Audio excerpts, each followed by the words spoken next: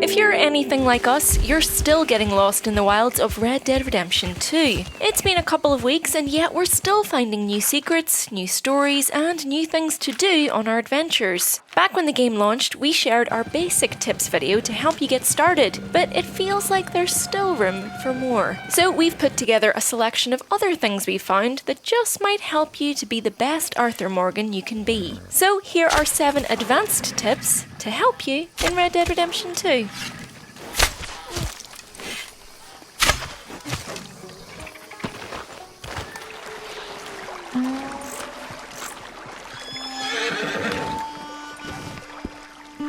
Shit, spooked alright.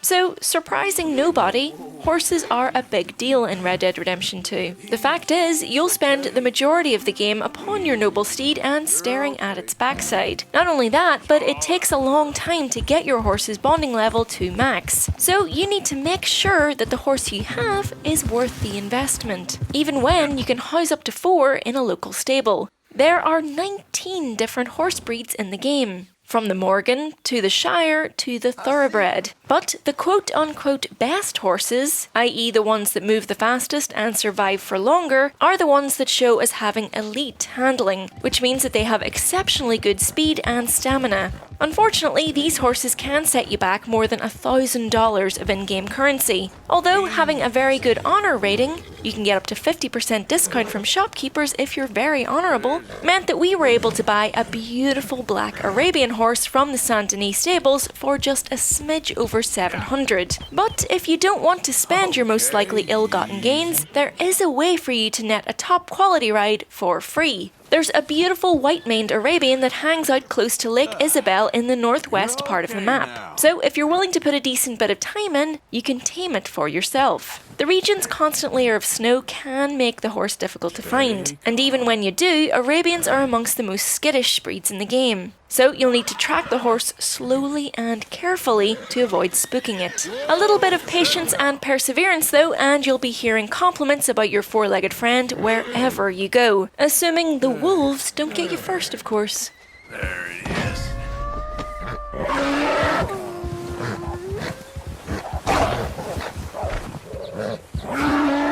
Damn it!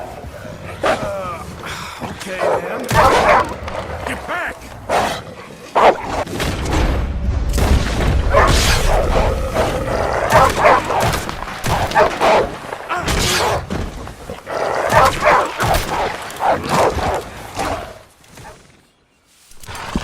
Your horse's stats don't just begin and end with its raw talents though. Saddles, stirrups and other horse tack do more than simply make your horse look fancy. They can boost its stamina regeneration, reduce its core stamina and health drain rate. Stirrups can increase your horse's speed and acceleration, and better saddlebags can maximise the amount of stuff you can carry around with you. As an aside, if you ever lose your hat or a favourite weapon, it will end up back in your saddlebag, so don't fret about losing it permanently. And when choosing your outfit, be sure to store at least one outfit for cold weather and one for warm weather right there on your horse, so you can easily adapt while exploring without having to return to camp. Basically, it's worth paying a visit to the stables every once in a while to see what new stock they might have for you. Although if you're a keen hunter and short on cash, you can also track down the wandering trapper and exchange some rare animal pelts for unique horse gear instead. Don't forget to keep your horse clean, happy and fed though, or you won't feel the benefit of all those stat boosts. Bear in mind that brushing your horse just once usually isn't enough to get all the dirt and grime off its coat, so keep going to make sure they're at their glossiest. Mind you, if you can't be bothered with all that, you can just ride the horse through the nearest shallow-ish river instead, and that'll take care of the dirt without you having to lift a finger.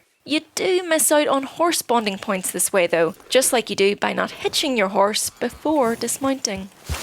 Good girl.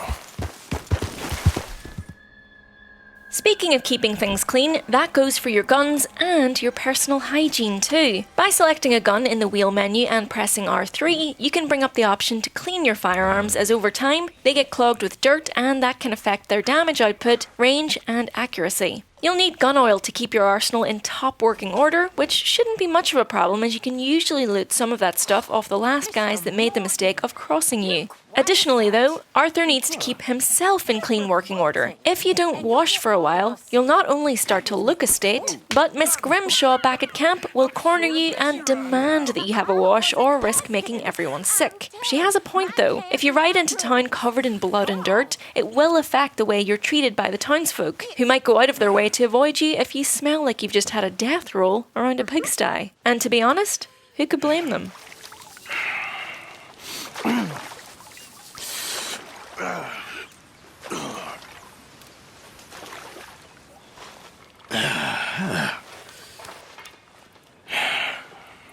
Here's some money for your troubles.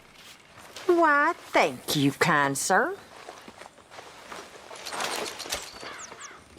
As we mentioned before, it pays to get on well with people, because you can be eligible for huge discounts at literally every shop and stable in the game. You can get quick boosts to your reputation by simply riding into town, holding down L2 and greeting various folks as you ride past them, which is a lot simpler to do than going out of your way to help those lost souls shown by white dots on your map out in the wilderness. The honour system can be a strange one though. Looting long dead corpses can have a negative effect on your honour, while shooting and killing an O'Driscoll usually won't. However, if you choose to escalate an encounter before a gun is drawn on you, that will bring down your honour even if it is a member of a rival gang. Infuriatingly, even accidentally bumping into people with your horse can quickly devolve into a situation where you have no choice but to lose honour or die. And people do not take kindly to even accidentally having guns drawn on them. It's a good idea to get into the habit of both holstering your weapon and hitching your horse as soon as you arrive into a particularly crowded area, to avoid any potential misunderstandings. It's especially annoying as the same button you use to aim when your weapon is drawn is the same button you use to focus on someone you want to greet. So forgetting you have your weapon in your hand is definitely a thing you want to avoid at all costs. I'm only joking with you. Real funny. No, you slinking skunk bobber.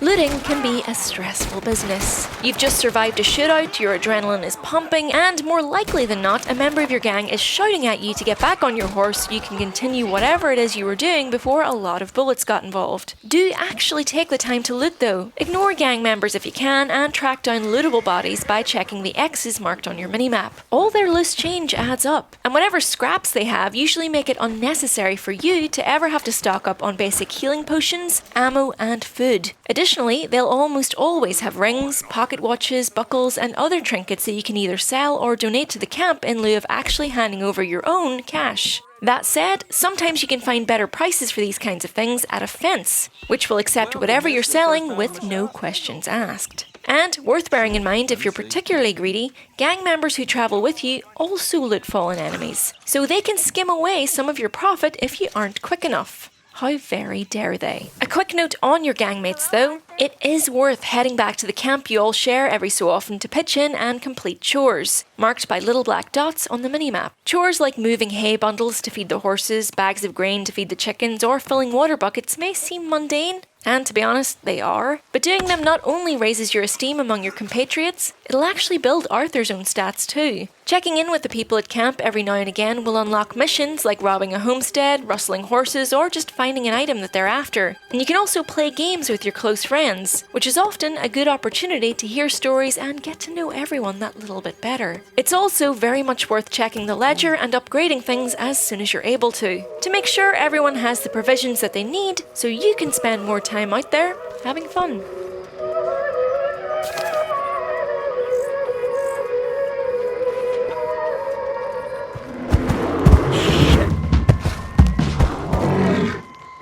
Easy. That's too close. Heading out on a quest with Hosea fairly early on in the game will unlock the rough locations of legendary animals on your map. These are one-of-a-kind creatures that won't be giving up without a fight, so make sure you're prepared before wandering into their territory.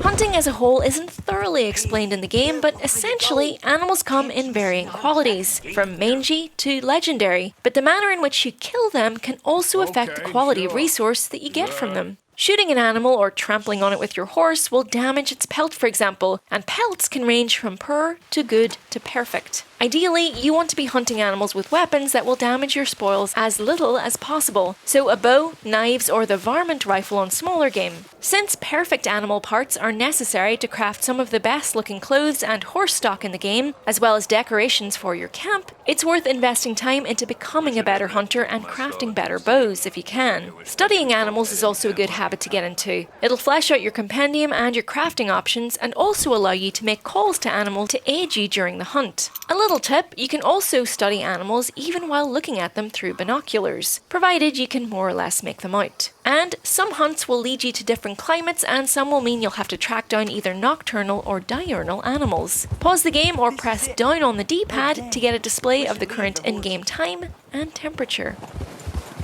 Easy.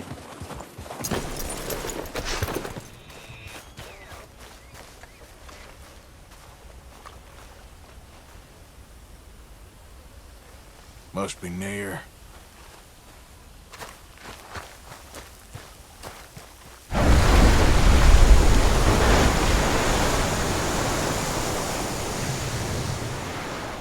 Finally, here's a little bit of a cheat tip for infinite money that you might want to skip if you're being honourable, or it might get patched out of the game fairly soon. If you're interested, here's the scoop. To do the infinite money glitch, you'll first need to track down a chest or a lockbox that contains money or a gold bar. There's a lockbox with money in Matic Pond, in a tree stump. To be more specific, the stump should be right around where the sea is in Matic Pond on the main map. So once you find the box, turn autosave off. Open the box, but don't loot it. Create a separate save file and then load in the new game. The box should now be giving you unlimited cash. Every time Arthur bends down to loot the box, he should come back with $20. This can be done infinitely, so take as many bills as you can be bothered to carry and make it rain. This glitch also works with gold bars, although you'll have to turn these in batches to turn a profit. Again, this does kind of spoil the economy of the game and thus a lot of its challenge somewhat, so think on it before you take the plunge. Then again, we're all outlaws, so who am I to judge? Have you any advanced tips or secrets to share? How have you found the world of Red Dead Redemption 2 so far? If you're interested, we have loads of videos featuring basic tips, creepy secrets, and Easter eggs, some of which should be on screen right now. Don't forget to like, subscribe, and hit that bell icon for plenty more Red Dead videos in the very near future. But until then, thanks for watching. Bye! Hello, boy. Excuse me.